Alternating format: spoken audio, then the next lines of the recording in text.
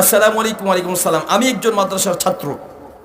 আমি যখন পড়াশোনা করি তখন পড়া মুখস্থ হয়ে যায়, কিন্তু পরবর্তীতে আবারও ভুলে যাই। এই জন্য আমি কি করতে পারি?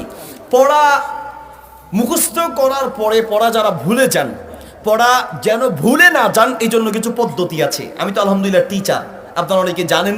আমার মাদ্রাসা আছে ফেনীতে, ফেনী মাদ্রাসাতুল হিদায়া।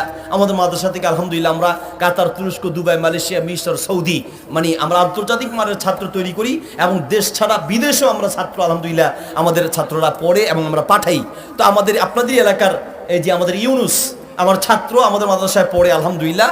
তো এই যে আমরা যে মাদ্রাসায় বিশ্বসেরা স্কলার তৈরি করি বা আলহামদুলিল্লাহ দেশের বাইরে পড়ানোর মতো ওই মানের স্টুডেন্ট গড়ি, যাতা প্রতিষ্ঠান থেকে স্কলারশিপ নিয়ে বিদেশে গিয়ে পড়বে, এটা কি সম্ভব হবে?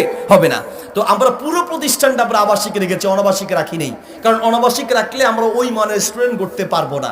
তো